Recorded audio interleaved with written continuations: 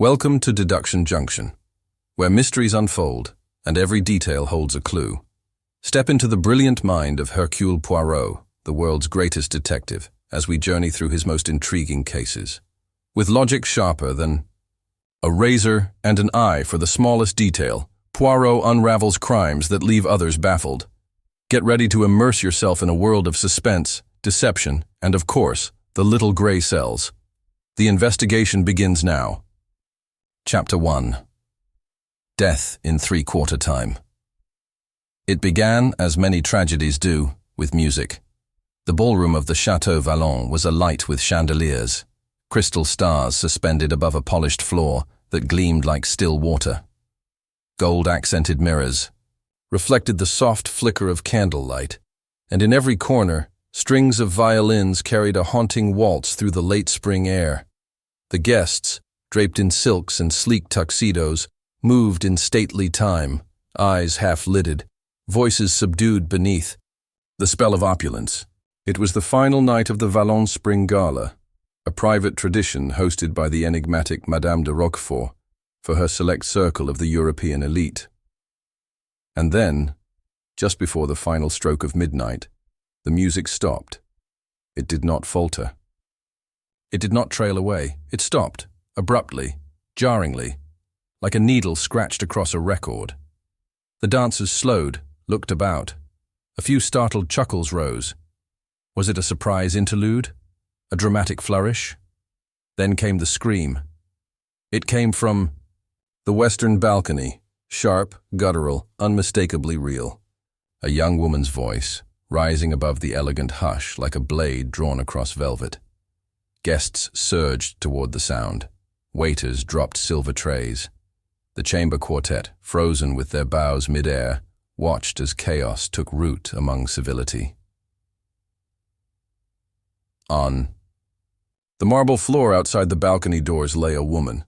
Her head was turned at a sharp, unnatural angle. Her eyes were wide, staring upward at nothing. One pale hand rested across her chest. The other was flung outward, still clutching a single long-stemmed rose, its petals dark red, its thorns stained with blood. Lady Eugenia Marsh, English socialite, and patron of 3 international ballet companies, was dead. And this had not been an accident. By morning, the chateau had grown cold and still. What had been an evening of celebration had curdled into silence. The police from the nearby village of Saint-Ly were summoned, though their arrival was more ceremonial than effective. They cordoned the balcony, took statements, and promptly began drawing the wrong conclusions. It was the fall, they said. An unfortunate slip. Perhaps drink. Perhaps illness.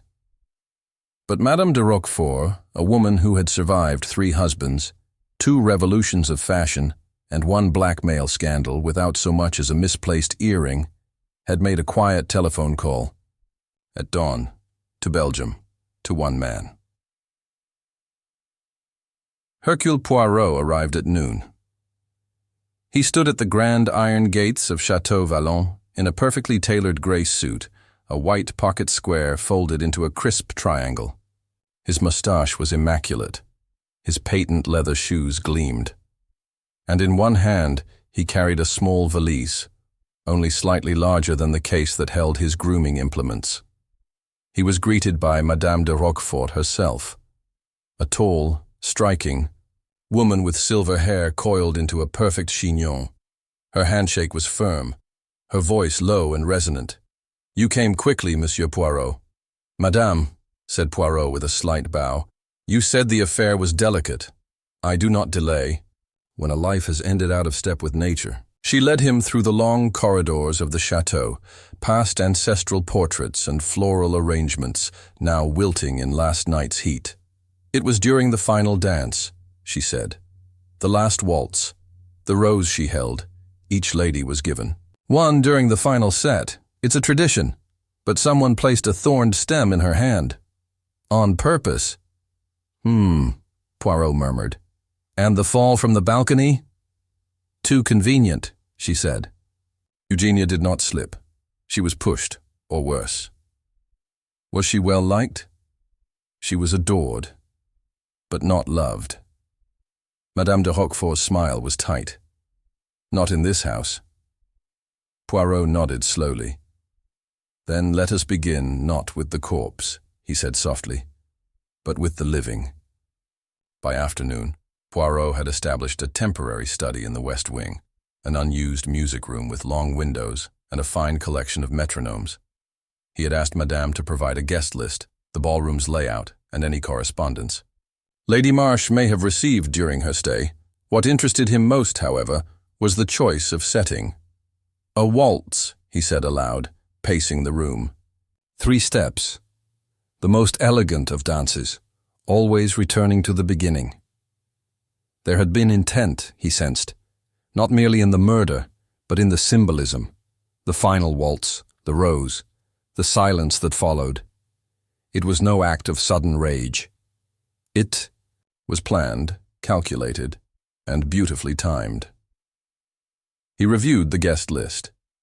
11 individuals of note had been present at the gala, not including staff and musicians. All were acquaintances of the late Lady Marsh. Most had motive.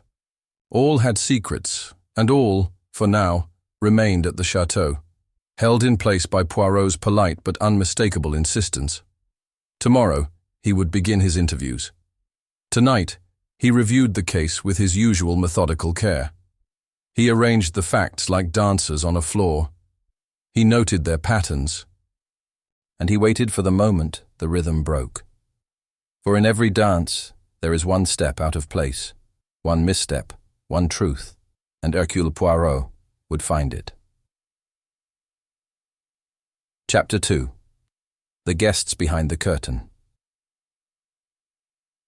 The drawing room of Chateau Vallon had been converted into an antechamber of tension. The rain had begun again, a soft patter against the tall windows, as though even the weather dared not interrupt the silence within. The 12 remaining guests, once the cream of Madame de Roquefort's glittering soirée, now sat arranged in varying degrees of poise and discomfort. Some clutched cups of tea, others kept their hands rigidly in their laps, as if unsure whether to appear relaxed or regretful. Hercule Poirot entered quietly. He did not announce himself. He did not take a seat. He simply stood by the marble hearth, hands folded behind his back, and let the silence acknowledge him. When he spoke, it was with deliberate softness. Mesdames et messieurs, I thank you for your patience, and for your presence. He paused, letting the weight of his words settle. You are not suspects, not yet. You are, however, part of a puzzle, and if one piece lies, however charmingly, it distorts the whole. A flicker ran through the group. Not alarm, something subtler. The tightening of shoulders, the crossing of legs, the small involuntary cues that Poirot, above all, understood. I shall speak with each of you, he continued, individually. But first I must understand the dance as a whole. Who moved with whom? Who spoke? Who stepped aside? The final. Waltz, yes? But what of the hours before it? He glanced to Madame de Roquefort, who gave a slight nod and moved to his side. She addressed the room. You are all friends of the house. Of mine. I ask only that you offer Monsieur Poirot your honesty and your time. A beat passed. Then Lord Edmund Hexton rose from his chair and cleared his throat. Well then, he said, voice dry, shall we begin the theatre? Poirot offered a thin smile. Let us, monsieur, but I prefer to call it the truth. The guests were, as Poirot had expected, a portrait gallery of character. Lord Edmund Hexton, English, mid-60s, and carved from granite, a former diplomat with a withering stare and a taste for Greek tragedy. He had known Lady Marsh since the late 1990s, having once co-chaired a European Arts Foundation with her. She was formidable, he said, intelligent, ruthless if needed. Never trusted a compliment that didn't sting. Lady Viola Hexton, his much younger wife, who wore her beauty like an exhausted crown. Her gloved hands never stopped moving, straightening a hem, twisting a ring, adjusting a brooch. When asked how well she knew Lady Marsh, she gave a soft smile and said only, "Well enough to fear her opinion." Dr. Atticus Lejeune, French-Swiss, in his early 40s, a music historian and guest lecturer from the Conservatoire de Genève, impeccably dressed, with a slight limp and a curious habit of humming to himself.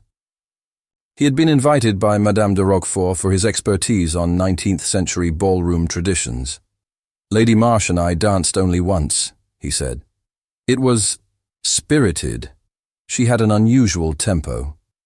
Thérèse Delmar, a retired ballet dancer, now patron of a youth foundation in Marseille. Her poise was immaculate, her voice low and trained, her back always straight. She had once danced for Lady Marsh's company. "We had our differences," she said coolly. "Artistic ones. She valued symmetry. I valued instinct." Camille Laurent, a young violinist who had performed as part of the chamber quartet. Her invitation was a last-minute addition, apparently at Lady Marsh's own request. She wore a plain black dress and barely spoke above a whisper. "I only met her once before," Camille said. "She said she wanted to hear me play. I thought she was kind." Major Hugo Bartlett, British military, retired, barrel-chested, mustachioed, and prone to leaning on the sideboard as if it were a battlefield parapet. He had known Lady Marsh from the Riviera circuit. "She could drink a Russian count under the table," he said fondly. "Told me once I danced like a cavalry horse. Took it as a compliment." Sofia Varga, a Hungarian soprano with theatrical red hair and an arched brow that made every word sound rehearsed. She had once performed in a gala hosted by Lady Marsh, and described her as a woman who understood silence better than most tenors. Theo Drexler, an Austrian art dealer, thin as a brushstroke, with darting eyes and a nervous smile. "I was not close to the lady," he said, "but she made me nervous. She had a way of looking at you, like she'd already guessed what you were hiding." Beatrice Mannion, Lady Marsh's former personal assistant, now a consultant. For the Roquefort Foundation, polished, professional, and deeply tired. She had arrived 3 days prior at Lady Marsh's invitation. "She said she needed my help for something," Beatrice said, "but she never explained. She kept saying, 'I want you there for the finale.' I thought she meant the party. Madame de Roquefort, of course, rounded out the list, though she had hosted the gala. Her composure remained untouched by the scandal. Her loyalty to Lady Marsh, however, seemed sincere. "I do not pretend to have known all of Eugenia," she told Poirot. "But I knew the part she allowed me, and I liked her better for it." Poirot made notes in his precise, looping script, each line a quiet deduction. Hexton, old loyalty, jealousy of influence, viola, social fear, playing small. Lejeune, musical mind, limp from old injury, or recent. Thérèse, past rivalry, artistic insult. Camille, strange invitation. Why her? Bartlett, fond, harmless. Perhaps not. Varga, exaggerates everything, overcompensating. Drexler, evasive. Watch. Beatrice, the key. The phrase, for the finale. The final waltz. The finale. The rose. Too many motifs for coincidence. Poirot closed his notebook. He had seen the edges of the pattern. Now he must examine the weave. Late that night, in the solitude of the music room, Poirot stood before the grand piano. He played a single note, then another. A waltz in 3/4 time is meant to be elegant, flowing, circular. But what if someone wanted to break the rhythm? What if someone, mid-dance, chose not to return to the beginning? He looked out into the darkness. Tomorrow, he would begin his interviews. Tonight, he allowed himself a single whisper into the velvet hush. Who, I wonder, was truly leading? Chapter 3. Shadows behind the smile. The morning after the gathering was crisp and windless. Sunlight filtered through the Chateau's windows like softened gold, catching in dust motes that drifted lazily above the lacquered floors.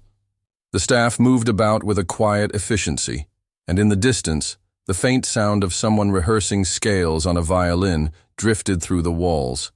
3 notes, repeated, hesitant, unresolved. Hercule Poirot was already seated in the study. Large mahogany desk, a stack of fresh stationery, a pot of strong coffee prepared just as he preferred, 3 spoonfuls of sugar, precisely stirred, never swirled. He sat immaculately upright in a brocade chair, a slim notebook open before him, his silver pen poised like a conductor's baton. The guests would arrive one by one. He had instructed the butler not to summon them, but to invite discreetly. He knew that guilt revealed itself not merely in words, but in how quickly one volunteered or delayed. The first to arrive, predictably, was Beatrice Mannion. She entered the study with brisk professionalism, as though reporting for a job interview. Her gray dress was pressed, her expression calm, but Poirot noted the tightness around her eyes. He gestured to the chair opposite. "Mademoiselle Magnon, merci. I hope I have not inconvenienced you." "Of course not, Monsieur Poirot," she said, sitting. "You must do your work. You knew Lady Marsh well." "I worked for her for 7 years. She brought me on after her 3rd divorce." "You remained in contact after leaving her employ?" "Yes, occasionally. She called me 3 weeks ago, asked if I could assist with event logistics for the Roquefort Foundation. She said she didn't trust the new girl." "The new girl?" Beatrice gave a faint shrug. "A secretary from Milan, gone now. Didn't last 2 weeks. Eugenia said she had too much eyeliner and not enough discretion." Her words. Poirot allowed himself a small smile. Lady Marsh had a particular way of expressing herself. "She did. And why do you think she asked for you specifically?" Beatrice hesitated. She didn't say directly, but she kept hinting there would be drama, something theatrical. She said she wanted people to remember this gala for years to come. At first I thought she meant a surprise ballet performance. But later, Beatrice paused. She said she wanted to unmask a lie with music. Poirot's eyes narrowed slightly. "She said that phrase?" "Exactly that. I wrote it down. It was unusual even for her." "And did she hint at what or whom she meant?" "No," Beatrice said slowly. "But she did mention she'd found something from years ago. She said, 'It's amazing what people forget to erase.' I asked her what it was, and she just smiled." Poirot nodded, then leaned back. "Merci, Mademoiselle Magnon. You have been most helpful." The second guest was Major Hugo Bartlett. He entered with the swagger of a man used to commanding rooms, though he saluted the wrong side of the desk and nearly knocked over Poirot's inkwell. "Sorry, old chap. Reflex. Force of habit." "Not at all, Major," Poirot said, adjusting the inkwell. "You were acquainted with Lady Marsh for some time, decades. Met her during a charity ball in Cannes, back when she still smoked cheroots and hosted roulette tables in her drawing room. Formidable woman, sharp as a bayonet." "Would you say she had enemies?" Bartlett snorted. "Plenty, but she kept them close, so they stayed polite. That's the trick, you know. Be useful to your enemies. Makes them hesitate." "Useful in what way?" "She held secrets, favors, embarrassments. Knew just enough to make people cautious, but never so much as to get herself shot." Poirot steepled his fingers. "And was she still collecting secrets?" Bartlett frowned, as though the question surprised him. "You know, I think she might have been. 2 nights ago, I passed her sitting alone in the portrait gallery, scribbling in a little red notebook. Looked up when I came in, snapped it shut like a schoolgirl hiding love poetry." Poirot made a note. "Did she mention anything to you about the gala, about its purpose?" "She hinted that it was a kind of reckoning," Bartlett said. "Said she'd danced her last waltz years ago, but now someone else was going to take their turn. Dramatic stuff. I assumed she was bored." Poirot's gaze sharpened. And do you recall where you were at the time of her fall? Just off the main ballroom, smoking with Hexton and Lejeune. Bit of a triangle of old cynics. Merci, Major. That will be all, for now. Third to arrive was Dr. Atticus Lejeune. He wore a dark turtleneck and an expression of distant courtesy. When he took the seat across from Poirot, he did so with the elegance of a man accustomed to being listened to in lecture halls. "You are a musicologist, I believe?" Poirot asked. "Yes, specializing in late romantic ballroom compositions. Strauss, Waldteufel, Cibulka. Then you understand rhythm, repetition, the power of the third step." Lejeune smiled faintly. "Indeed, the waltz is an endless return. Its magic lies in inevitability." Poirot nodded slowly. "And did you know Lady Marsh well?" "Barely. She had read one of my papers, invited me to lecture at her foundation last year. She was intellectually curious, but emotionally inscrutable." "And the night of her death?" "I danced with her once. It was strange. She was distracted, not her usual self. I sensed tension in her shoulders. She whispered something odd." Poirot's brow lifted. "What was it?" "Everything ends where it began," Lejeune recited. "I assumed she was being poetic." Poirot's voice was quiet, or deliberate. He paused. "And your whereabouts at the time of her fall?" "I was with Hexton and Bartlett in the lounge. We were discussing whether Tchaikovsky loathed Strauss." Poirot made another careful note. Lejeune stood. "If you are trying to match tempo to motive, Monsieur Poirot," he said as he bowed slightly, "I advise watching the silences, not the steps." Poirot offered a thin smile. "Ah, but monsieur, what is music, if not silence arranged?" That afternoon, Poirot sat in the empty ballroom.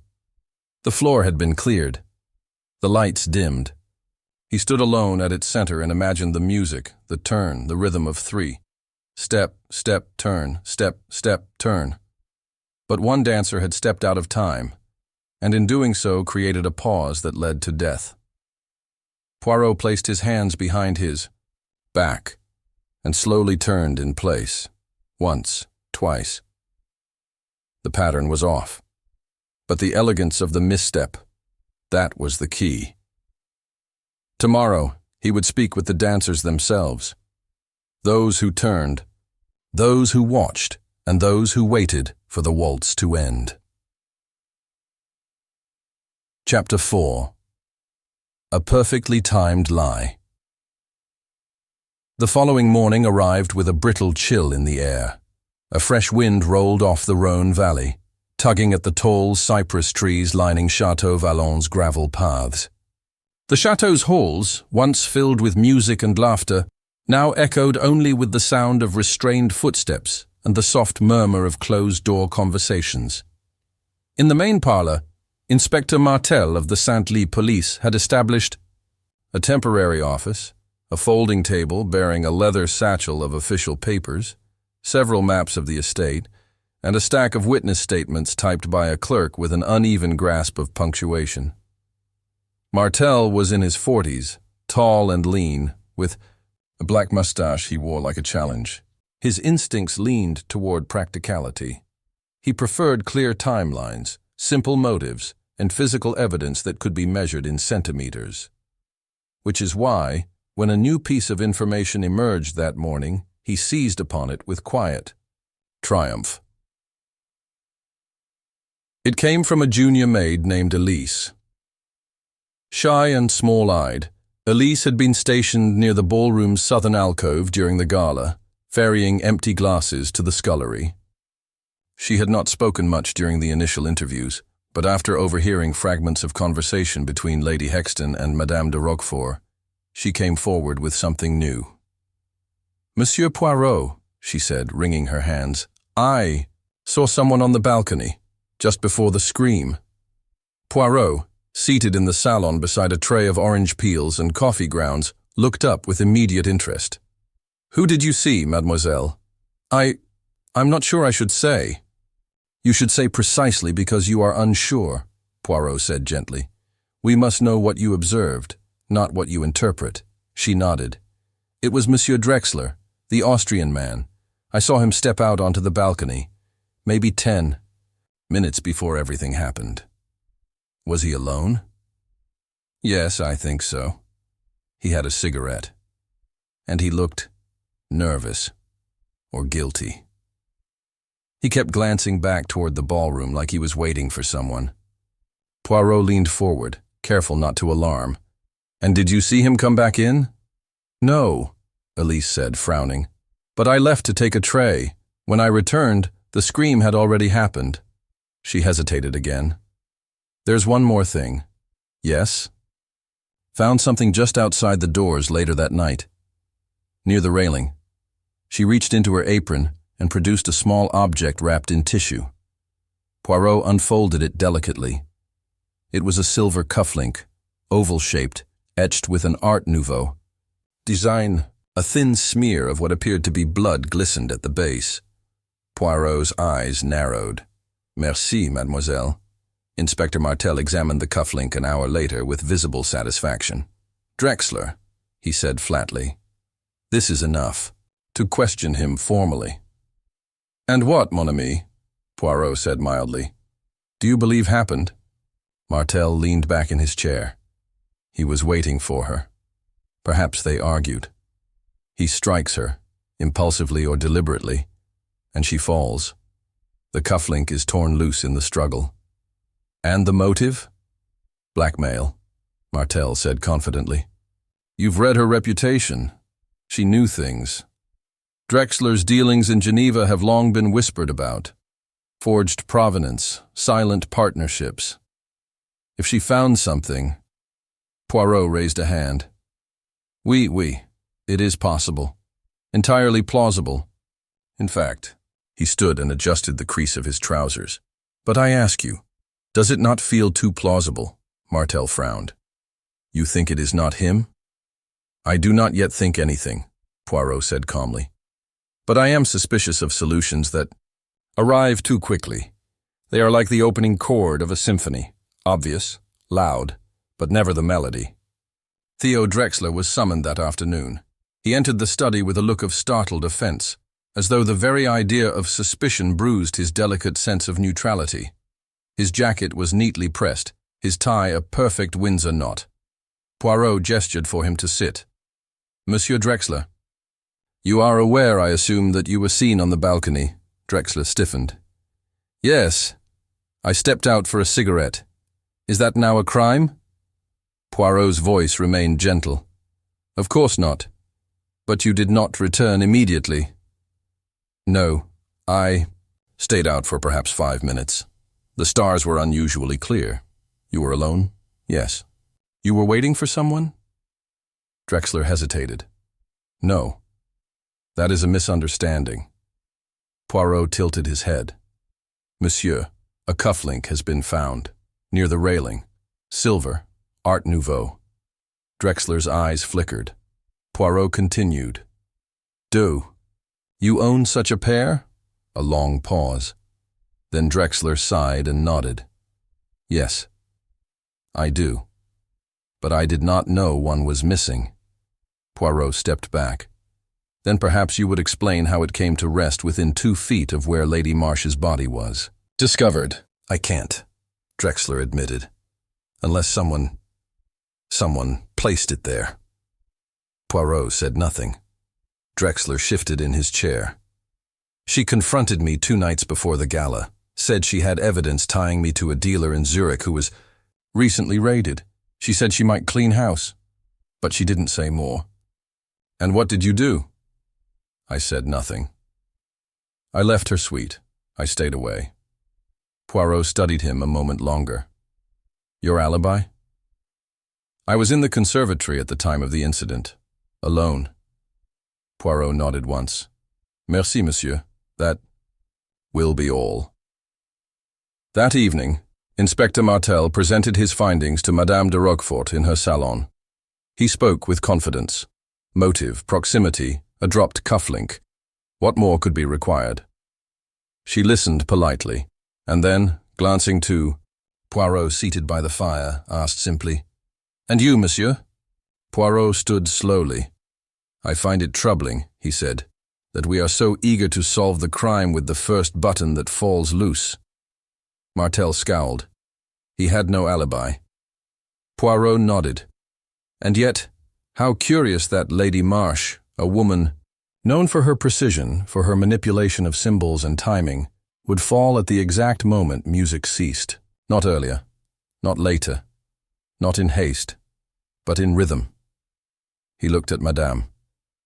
She was a woman of theatre, of elegance, and whoever killed her understood that. He turned back toward the fire. Monsieur Drexler is a frightened man. But frightened. Men rarely plan well-timed murders. Later that night, as the chateau slipped once more into silence, Poirot stood alone on the balcony where Eugenia Marsh had fallen. The moon was thin, the railing smooth beneath his palm. He did not look down. Instead, he looked at the ballroom windows, at the reflection of the interior chandelier, and at the echo of the dance floor. Step, step, turn. The pattern mattered. Someone had waited, and then chosen to act. Not when passion flared, but when the music stopped, a perfectly timed lie, and Poirot, with his little gray cells, would find the truth within it. Chapter 5. The Psychology of a Pause. It was not in the drawing rooms, nor among the fingerprints and cufflinks, that Hercule Poirot found the truth. It was in the pauses. Not what the guests said, but what they chose not to say. Not in their memories, but in the choreography of their silence. That morning, Poirot changed his method. He did not summon anyone. He did not prepare the study or arrange questions in sequence.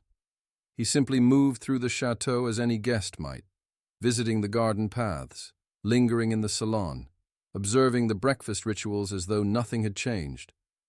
But everything had changed, because now he had begun to suspect how the murder had happened and why it had taken place in rhythm. What he sought now was not evidence, it was psychology. He found Lady Viola Hexton seated in the orangery, a delicate china cup, balanced in her lap, her eyes cast not at the flowers but at the space just beyond them. When Poirot entered, she offered a small smile, fragile, practiced. "Good morning, Monsieur Poirot." "Madame," he said, nodding. "What a charming place to begin the day. The scent of lemon balm is most calming." "Yes," she said. It was one of Eugenia's favorite corners. Poirot raised an eyebrow and took a nearby chair. "You and Lady Marsh were close?" "I wouldn't say close, not exactly, but she looked at me as though she understood something about me. That can be frightening." "And what do you believe she understood?" Lady Viola hesitated. "That I didn't choose the life I have." "Not entirely." Poirot sipped his tea. "You are referring to your marriage?" She said nothing. Then slowly, "I believe Eugenia pitied me. But she would never have said so." Poirot looked at her with quiet interest. "And did your husband know of this rapport between you?" "Oh, he dismissed it. Said she liked to collect waifs and wonders. Did she?" Poirot asked gently. "No," said Viola, her voice suddenly firm. "She collected truth, whether it suited people or not." Poirot set down his cup. "Merci, madame. That tells me far more than you think." Later, Poirot passed through the portrait gallery and found Thérèse Delmas standing beneath a 19th-century canvas of a woman dancing in a red gown. She was very still, her arms folded behind her back like a dancer awaiting her cue. "You remember that evening clearly?" Poirot asked from the doorway. Thérèse did not turn. "I remember every performance I've ever given, especially the ones I didn't volunteer for." Poirot stepped beside her. "You danced for Lady Marsh's company once." "I did," she said. "Briefly. She had no patience for instinct. She believed dance should be architecture, not emotion." "You disliked her?" Thérèse allowed a small shrug. "She dismissed me." but not before telling me I would never understand rhythm, because I understood people too well. Poirot tilted his head. An odd insult. She meant it sincerely. There was a pause. Poirot said, "She intended something dramatic for this. Gala. Something final. Did she say anything to you?" Thérèse's jaw tightened. "She told me, just before the final waltz. Even a dancer can fall out of step if the music changes." Then she walked away. "And did it change?" Poirot asked. Thérèse finally looked at him. She didn't say who would be leading the last dance, but she looked afraid. Poirot bowed and left the dancer with her silence. In the smoking lounge, Lord Edmund Hexton sat in a leather armchair, a newspaper unopened in his lap. Poirot approached and seated himself without invitation. "Diplomacy," he said conversationally, "requires many of the same talents as murder." Hexton raised a brow. "You're fond of theatrics, Monsieur Poirot." "I prefer clarity, but the world is a stage, and murder rarely occurs off script." Hexton snorted. "And what script do you imagine Eugenia was following?" "The one she wrote for herself. But I believe someone else revised the ending." Poirot leaned forward slightly. "You disliked her." "I respected her," Hexton replied flatly. "That was not the question." Hexton exhaled. "She manipulated people, not with lies, oh no, with truths, with precise weaponized truths. She'd tell you exactly what you feared about yourself, and smile while doing it." "And you feared her?" "I feared being seen." Poirot stood. "And now?" "I fear she wasn't wrong." Later that day, Poirot observed Camille Laurent in the music room, quietly rehearsing. The same phrase, again and again. Her bow hovered, her fingers faltered slightly, but she returned to the start each time. "Perfection," Poirot said gently, "is often where we hide our fear." She stopped playing. "I didn't know her. Not really. But she invited you. She listened to your recordings. She said I reminded her of someone, Camille," whispered. "A violinist she once loved. Before all of this. Before the world became so sharp." "She saw something in you," Poirot said, "and that frightened you." Camille nodded. "I think she wanted to protect me, but she scared me instead. She said I had something delicate, and that delicacy always attracts destruction." Poirot looked at her for a long time, then asked softly, "Where were you, mademoiselle, when the music stopped?" She blinked. I was backstage. I dropped my bow. I missed the cue." Poirot inclined his head. "And in that moment, perhaps, so did someone else." As twilight fell across Chateau Vallon, Poirot took a slow walk around the perimeter of the ballroom. His mind was alight, not with facts, but with friction. Something between Lady Marsh and one of the guests had reached its limit. A moment of unbearable tension, a hesitation, a decision, and the music had been the catalyst. Not a distraction, but a signal. A countdown, step, step, turn. When the final note fell, the mask had slipped, and someone had acted. That evening, Poirot made one final conversation. This time, it was with Madame de Roquefort. They stood on the balcony, the place where Lady Marsh had fallen. The sky was turning violet. "I ask you now," Poirot said, "with all discretion, do you know what she intended to reveal?" Madame was silent for a long time, then she said, "She had a letter. One she wrote the week before. She said she would read it aloud after the final waltz." "A confession? A revelation?" "She said it would untangle a decade in 3 paragraphs. Poirot turned to her. "Where is it?" "I don't know. It's missing." Poirot stared out into the darkened gardens. There it was. The key. The confession had not been destroyed because of what it proved. It had been destroyed because of what it threatened. Someone had written their life over the ashes of a lie, and Eugenia, Marsh had danced too close to the original melody.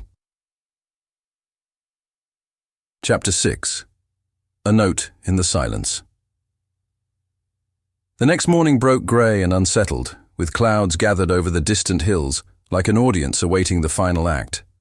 The chateau stirred slowly. Doors opened and closed with careful restraint. Guests passed one another in the corridors with polite nods and the faintest tightening of the eyes.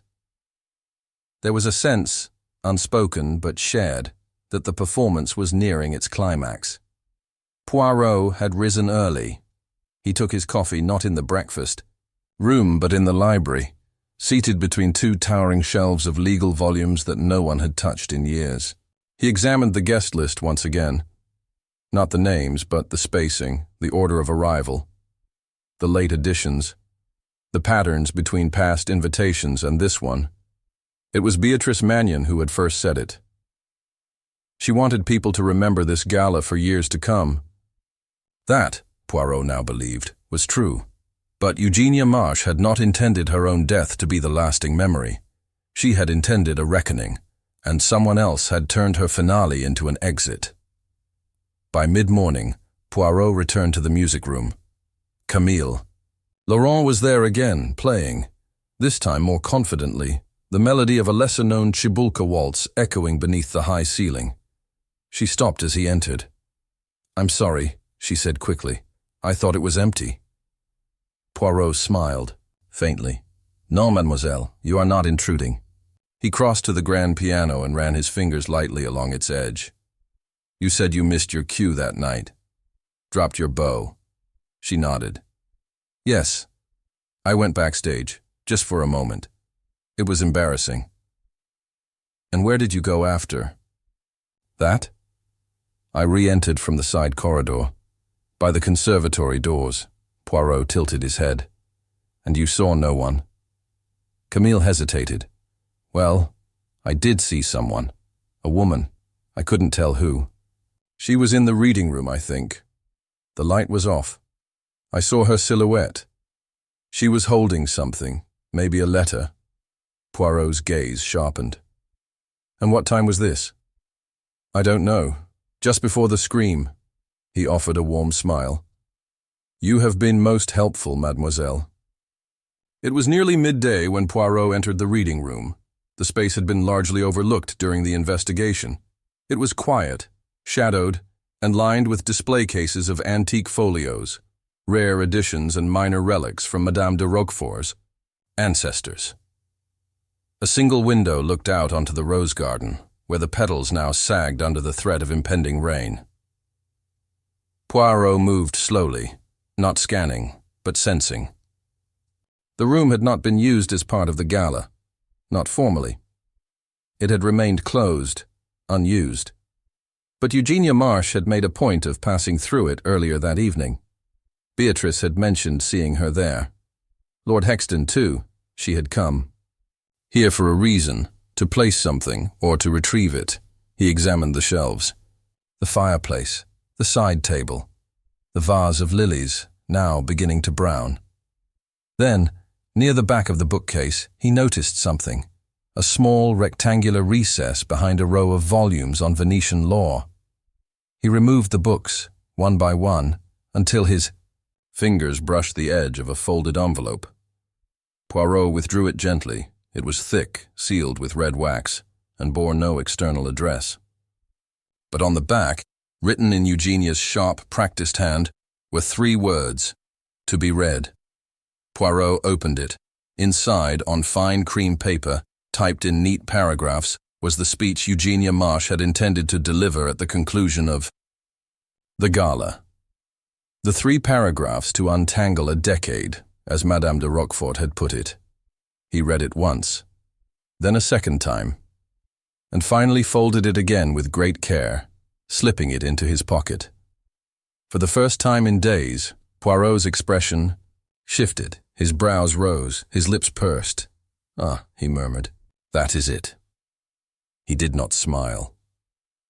That afternoon, Poirot returned to the portrait gallery. There, he found Sophia Varga, seated beneath the oil painting of a long-dead matriarch, smoking from an ivory cigarette holder and gazing out the window, with the hauteur of a woman who preferred to be looked at rather than spoken to. "Madame Varga," he said with a small bow, "how perfectly still you sit." She turned her head slowly, like a stage movement. In my world, stillness is misinterpreted as patience. In truth, it is exhaustion. Poirot allowed himself a modest chuckle. "And have you grown tired of the performance, madame?" She tapped her cigarette. "Only of the waiting. One can only pretend not to suspect the obvious for so long. And what is obvious? That you suspect everyone, including me." Poirot seated himself nearby. "You were close to Lady Marsh?" "I knew her. That is not the same." "And did she know you?" Varga met his eyes evenly. "She knew I had a past. She hinted at it once, at a gala in Prague. I told her it was rude to pry. She told me it was boring to lie."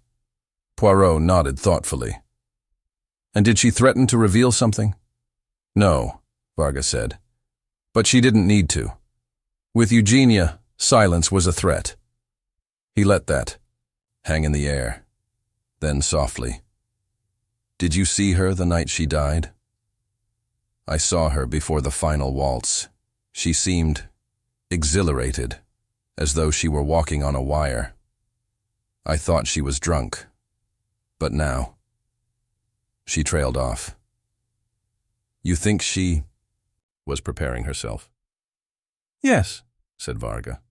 "And someone cut the wire." That evening, Poirot gathered with Madame de Roquefort once more. They sat in the upper solarium, the windows open to the wind, and the faint scent of lavender drifting in from the garden below. Poirot handed her the folded letter. She read it in silence. When she finished, she lowered it slowly. She was going to say all this? Yes. Madame closed her eyes. It would have ruined him. Poirot looked at her. "You believe you know who?" "I suspected, but I didn't think she would go through with it." Poirot tapped the arm of his chair. She did not. Madame looked at him sharply. "You mean—" She hesitated. "That is the tragedy. She waited too long, and someone else did not." He rose from his seat and walked to the window. The night was falling fast, clouds heavy with unshed rain. "It is all clear now," Poirot said softly. "The lies, the posturing, the motive hidden beneath grace and gloved hands." He turned to her. "I will call them together tomorrow morning, in the ballroom." "And you will tell them?" "Yes." He smiled faintly. "And when I do, everything, Madame, will return to the beginning." Chapter 7. The Whisper. Before the storm, the guests of Chateau Vallon were uneasy. Something had shifted, not openly, not in a way that could be named or accused, but in glances that lingered too long, in conversations that ended too quickly, in silences that fell with unnatural weight. They sensed it. Poirot had found something, and tomorrow he would reveal it. The rumors flowed faster than the rain that now lashed against the tall windows. Someone claimed to have seen Poirot speaking with the local magistrate. Someone else whispered that he'd sent a telegram to Geneva. Camille Laurent had locked herself in the music room. Lord Hexton had requested an early carriage, denied, of course, by Madame de Roquefort, and in the center of it all, moving with quiet purpose, Poirot continued to observe, to listen, to test the pressure of truth. That afternoon, Poirot made his way to the conservatory. The air inside was damp and filled with the scent of loam and rosemary. Beatrice Mannion stood near the far end, trimming dead leaves from a potted fig tree. With small, decisive movements, she did not turn when he entered. "You've read it, haven't you?" she said, her voice low. Poirot walked slowly toward her. "I have." She snipped another leaf. "Then you know it wasn't only her death. It was what she was going to say. What it would have done." "Yes." "And you still believe it was murder?" Poirot studied her. "I believe," he said softly, "that someone made a choice, not in anger, not in fear, but in desperation. Because the story they had written for themselves was about to be overwritten. Beatrice set the shears down. I was in that room, you know. Hours before it happened. I saw the envelope. I nearly opened it. Why didn't you? Because I didn't need to. I already knew what she was going to say. Poirot tilted his head. And it would have implicated you. No, she said simply. But I think it would have changed how I saw someone I once trusted. Poirot studied her closely. Then you are not the one I must worry about. Beatrice turned to him at last, her expression unreadable. Then I pity the one who is. Elsewhere, in the chateau, nerves were beginning to fray. In the salon, Major Bartlett paced alone, cigar clenched between his fingers, muttering fragments of past scandals and military acronyms.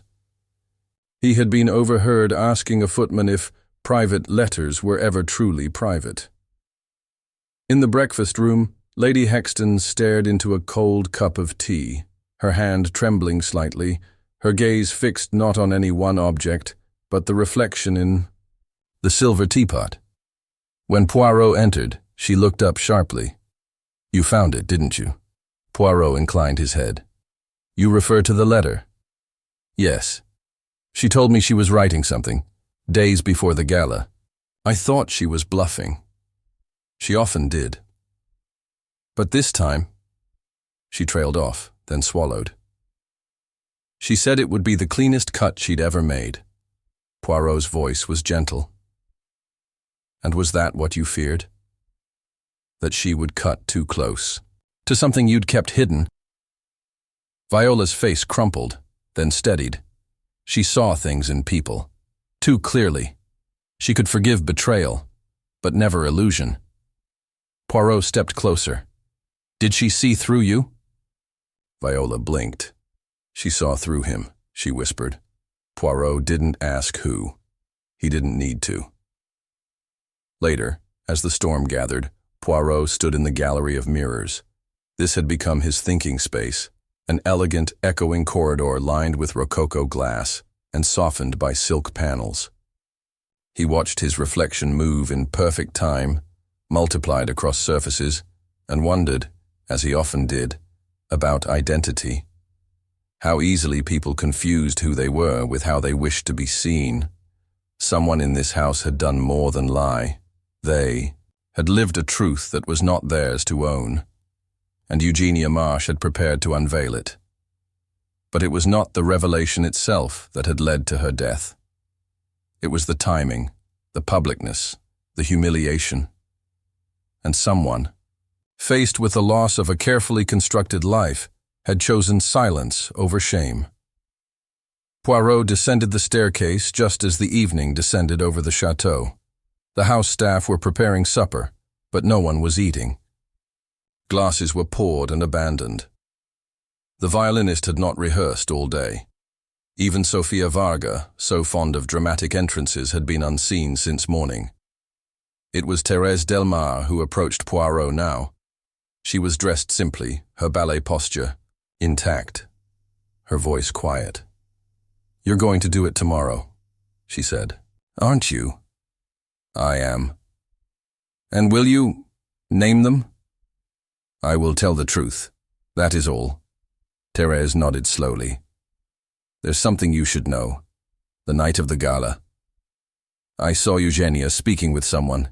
In the portrait gallery. She was angry. Her voice was sharp. But the other person, they were pleading. I couldn't hear the words, but I could feel it. Panic.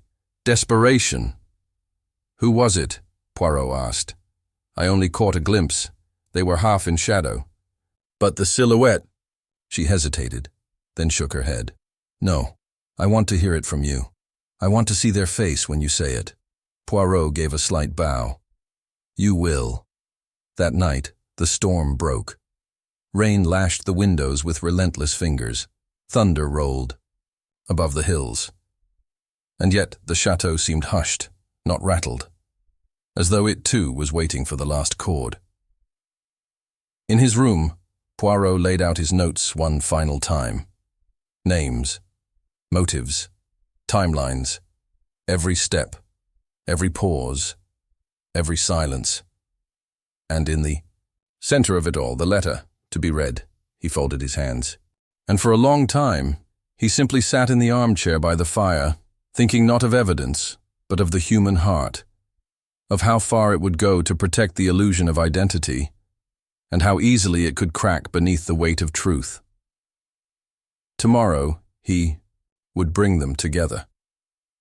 Tomorrow, the music would play once more, and the final waltz would end. Chapter 8. The hour before the curtain, it was just past midnight when the knock came. Poirot was not asleep. He had never intended to be. He had been seated in the armchair of his guest suite, the curtains drawn, the fire reduced to a flicker. A single lamp burned on the writing desk. His notebook was closed. The pieces had all aligned. The melody was written. The knock was soft, hesitant. Poirot rose without haste.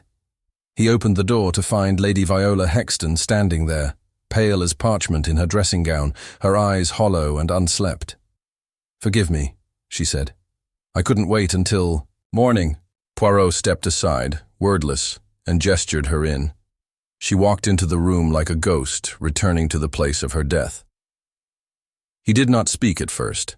He poured her a glass of water, which she accepted, but did not drink. She sat on the edge of the chaise, her hands clutched together so tightly the knuckles had turned white. "I keep hearing the music," she whispered. "The last waltz. I didn't even want to dance," Edmond insisted. Poirot folded his hands in his lap. "You may speak freely now, madame. What you say tonight will not be forgotten, but I will not interrupt you." Viola nodded once. "Then," she began, "she told me, you know, that morning, before everything. I was brushing my hair and she just walked into my room. Didn't knock. She never knocked. A soft, bitter smile. She stood by the mirror and said, 'Tonight I will return everything to its proper owner.' I didn't know what she meant. I asked her. She only laughed, said, 'Don't you think it's time someone admitted what's been stolen?' Viola looked up, her expression fragile. It frightened me. Not the words, but the certainty, the finality. She gripped the glass, still untouched. Later that afternoon, I went into the reading room. I'd seen her carrying a letter. I wanted to know who it was for, whether it would affect me. And it would have. God, it would have changed everything. Poirot's voice was quiet. "And so you tried to take it?" I found the envelope. I picked it up. I even opened it. But before I could read it, she appeared, right behind me, like a shadow. Viola shivered. She didn't shout. She didn't even look angry. She just said, "You're not the thief, but you love one." And then she took it from my hands. Silence. Poirot waited. She didn't want to hurt me. I believe that now, but I think she wanted me to see what she was capable of, and I think she knew she wouldn't live to read that letter aloud. Poirot tilted his head. She sensed danger? I think she knew exactly what she was doing. It wasn't revenge, it was justice, or maybe it was theater.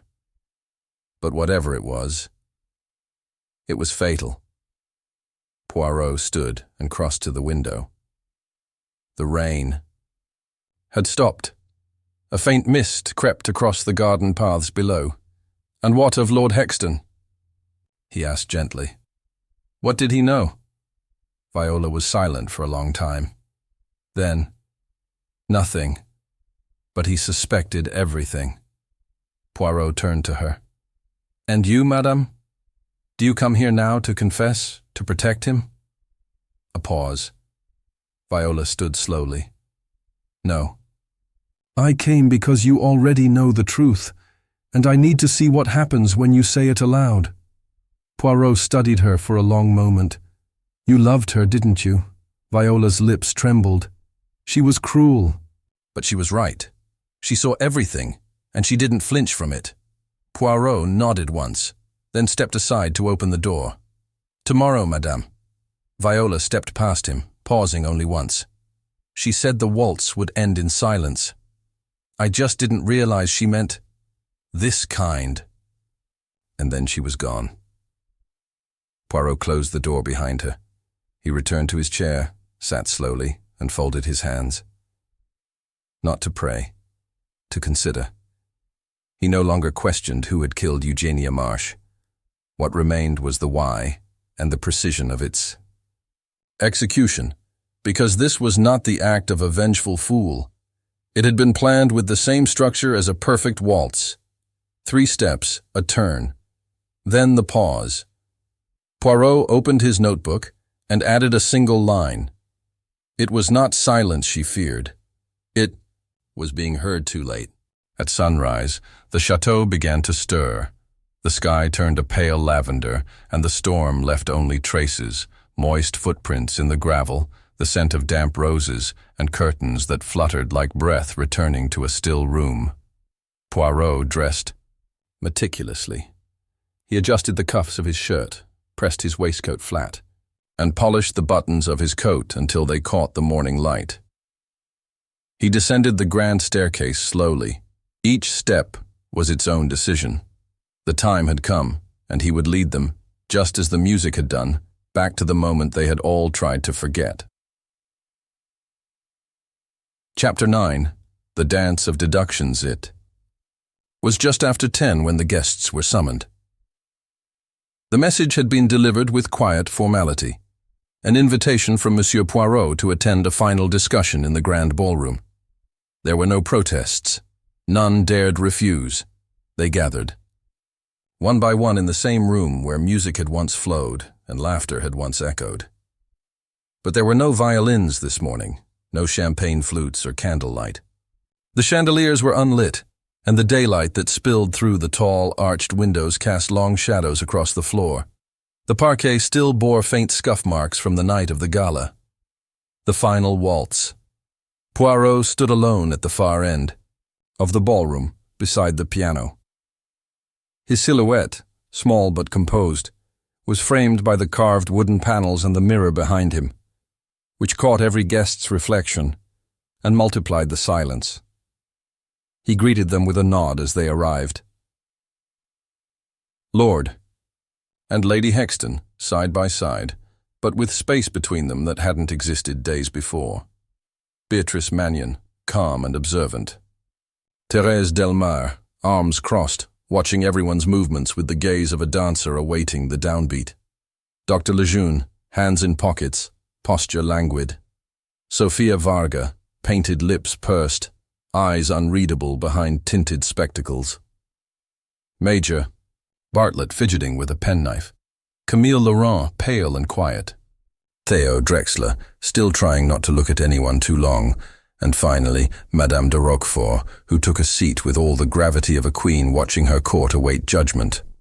Poirot gave them a moment. Then, with great calm, he stepped forward.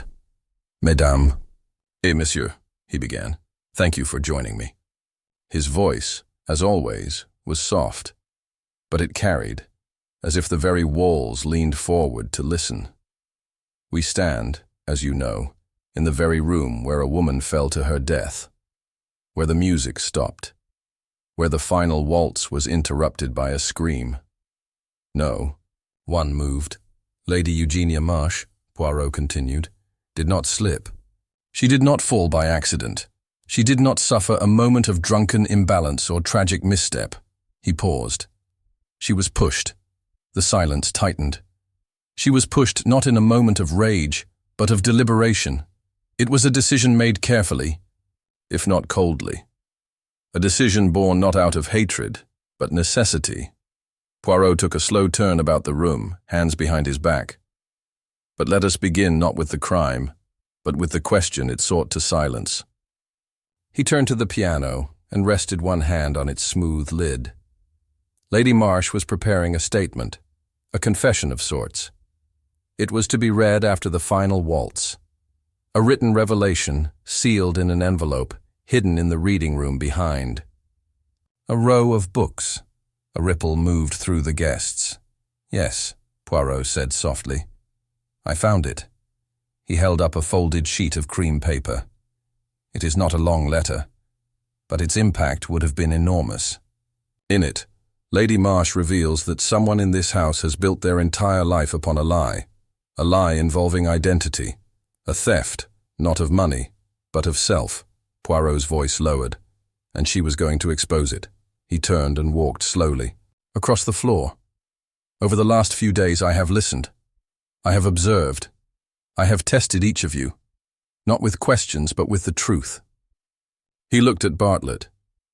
"You are a man who hides behind humor, but you hide nothing malicious." At Camille.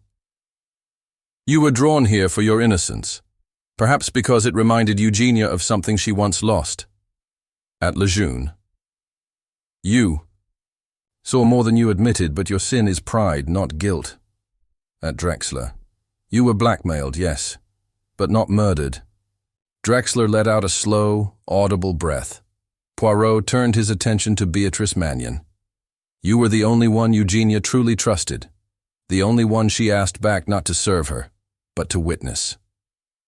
Beatrice said nothing, but her eyes, suddenly full, met his with wordless confirmation. Poirot moved on. There was a moment, just after the music ended, when everything shifted. Not just for the victim, but for the killer. And it is this moment, mes amis, that tells me everything. He stepped toward the center of the ballroom, raising his hand like a conductor. You see, the music did not stop at random. It stopped on cue. The quartet had been given instructions. They were to end on the 9th cycle of the waltz. A precise count, not arbitrary. He paused, and Eugenia Marsh timed her walk to the balcony accordingly. She intended her speech to begin when the music stopped. Poirot's gaze swept the room, but instead, she fell. He walked to the edge of the dance floor and gestured lightly toward the tall French doors that led to the west balcony. The doors were unlocked, the railing low, but Eugenia was not clumsy. She wore flats. She had drunk only one glass of champagne. Poirot drew from his pocket a small silver object, the cufflink. But then, this was found, and how convenient that it belonged to Monsieur Drexler. Yet he has no strength for confrontation. He is a man of shadows and whispers, not of physical acts. Drexler swallowed hard, but said nothing. Poirot continued. Lady Marsh did not struggle. There were no defensive wounds. There was no scream of alarm, only of discovery. The attack was swift. A shove, perhaps even a hand at her back as she looked out at the garden below. He stopped beside Thérèse Delmar. You, mademoiselle, saw her arguing with someone in the portrait gallery, a shadowed figure, pleading. That was just before the final waltz. Thérèse nodded. She looked cornered. Poirot looked at her gravely. Indeed, because she was. He turned once more to the group. But the true clue, the decisive one, is not physical. It is psychological. It lies in what Eugenia chose not to do. He held up the letter again. She had it with her. She could have read it immediately.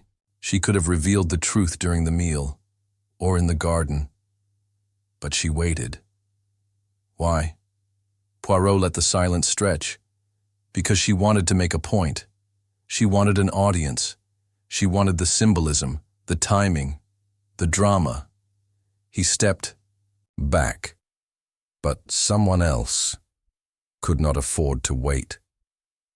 He let the weight of his words fall into the stillness of the room. Tomorrow he would deliver the final blow. But today he let the silence do the work. Poirot bowed his head slightly and said, I will ask you all to return here at dusk. Then I shall tell you who killed Eugenia Marsh. And without another word, he turned and walked away.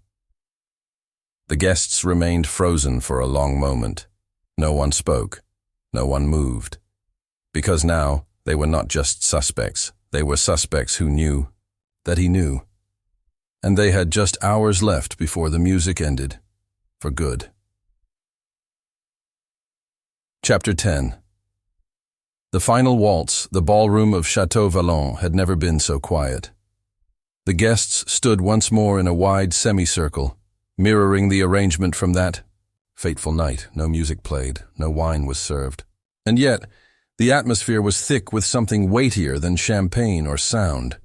It was expectation. At the center stood Hercule Poirot, a small man by stature but commanding in presence. His hands were clasped behind his back, his mustache immaculate, his gaze steady. Behind him stood the grand piano, its lid now closed, and beside it, placed on a silver tray, lay a single white rose, untouched, thornless. Mesdames et messieurs, Poirot began, this is not the first time I have stood before a group of intelligent, refined people to speak of terrible things. Murder, you see, does not belong only to alleyways and opium dens. It thrives in salons, in ballrooms, among silks and mirrors. He stepped forward. Lady Eugenia Marsh was not loved by all, but she was feared and respected. She knew the power of truth, and she knew when to wield it. He raised the folded letter. This document was to be her final waltz, a public revelation, a quiet weapon. But someone among you could not allow that to happen. He paused. I told you before, she was killed with precision, not rage, not passion, but timing. He turned, letting his gaze rest briefly on each guest. And so I ask, who here had the most to lose if Eugenia spoke her truth? Who had built their name, their life on a foundation that could not bear scrutiny? He did not wait. The answer is Lord Edmund Hexton. There was no outburst, no denial, only a tightening of the jaw, a slow blink. Poirot continued. 30 years ago, in Cairo, a younger man by the name of Edmund Hanley disappeared after a diplomatic scandal, falsified documents, backdoor dealings. He vanished. And a few years later, a Lord Hexton emerged. Titles acquired through marriage, a clever reinvention. Poirot looked around the room. Eugenia Marsh knew. She had known for years. But she kept it as a playing card, one she never used until now. He turned to Viola. And you, madame, knew it too. Viola closed her eyes. Yes, she whispered. Poirot went on. Eugenia had finally decided to reveal the truth. Not to destroy Lord Hexton, but to cleanse her conscience. Her letter was not vindictive. It was measured, thoughtful. She intended it to be a warning to others, that the truth always finds its tempo. Poirot's voice dropped. But Lord Hexton could not risk the exposure. His name, his social standing, his future, everything rested on the illusion he had created. Poirot stepped forward. Just before the final waltz, he confronted her. In the portrait gallery, he begged. She refused. After the music ended, as she stepped onto the balcony, alone, letter in hand, he followed. And he pushed her. A breathless silence. Poirot turned to the tray. She dropped the rose, the letter she had already hidden. He picked up the flower, held it delicately. She timed her confession to the end of the music. But she never danced again. Poirot turned back to Hexton. Would you like to speak, monsieur? Lord Hexton's voice, when it came, was hollow. She wouldn't listen. She said it was time someone told the truth. She didn't care what it would cost. She cared, Poirot said softly, but not enough to protect a lie. Viola stepped forward then, placing a hand on her husband's arm. He looked at her, truly looked, and saw no forgiveness there, only quiet finality. The authorities were called. There was no struggle. Lord Hexton left as he had arrived, poised, silent, unreadable. But something about him had already broken. Later that evening, Poirot remained in the ballroom. The guests had retired. The storm had passed. Beatrice Mannion found him standing beneath the chandelier, his reflection caught in the polished floor. "It's over then," she said quietly. Poirot nodded. "But not forgotten." Beatrice looked at the tray, now empty. She always said the dance would end with silence. Poirot turned to her. "She was wrong, mademoiselle. It ends with clarity." He offered a small, sad smile. "And that is a music of its own."